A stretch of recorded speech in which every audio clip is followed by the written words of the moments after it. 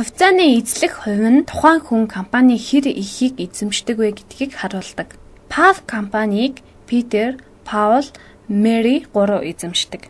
Питер 4050 хувьцаа, Паул 2510 хувьцаа, Мэри 4200 хувьцааг эзэмшдэг.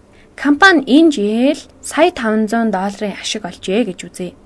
Хэрэв хувьцаа эзэмшигч бүр өөрийн эзэмшдэг хувьцааны эзлэх хувиар ашигаас хувь хүртэх бол Мэри хэр их мөнгө авах вэ гэжээ.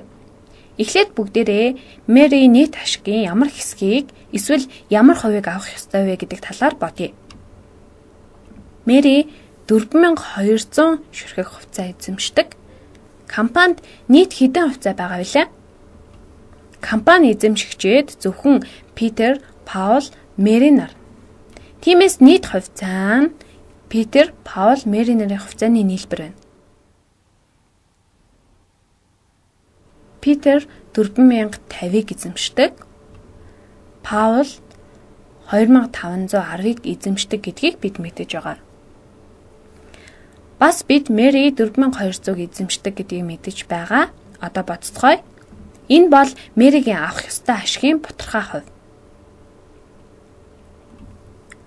Үүнийг тооны машинаар бодъё. Тэгэхээр 4200-г хуваах нь 4050 дээр нэмэх нь 2510 нэмэх нь 4200 буюу Мэри ашигын 0.39-ыг авах ёстой. Хэрэв бид хувиар ярих юм бол ашигын 39% гэсэн үг. Энд 0.390 байна. Ер нь үүнийг ингээд орхиё. Тэгэхээр энэ ойролцоогоор 0.39-тэй тэнцв. Тэр хэр их мөнгө авахыг тодорхойлохын тулд нийт ашгийг үгээр үржүүлнэ. Мэри 0.39-ийг энэ яг нарийн утга. Энэ яг нарийн утга нь 0.39 бол ойролцоо утга. Мэри ойролцоогоор 0.39-ыг авна. Энэ жоохон долгионтой тэмдэг бол ойролцоогоор гэсэн үг. Мэри 0.39-ыг үүрчих нь нийт ашиг буюу $1,500,000 авна. Одоо бүгдээрээ тооны машин ашиглаад сая багш нь ойролцоогоор 0.39 гэж хэлсэн боловч энэ бол яг нарийн утга нь. Энэ нарийн утгыг дараа нь тооны машин дээрээ энэ 2 дахь гэсэн товч тэгээд энэ хариу гэсэн товчийг дараад ашиглаж болно. Үнэн дээр өмнөх хариу гэсэн үг л дээ.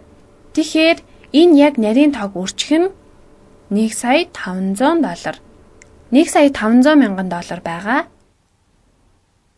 $585,501 гээд хамгийн ойрын центээр томилно гэсэн болохоор $0.86. Тооны машина хажуу тийш нь болгочихъя.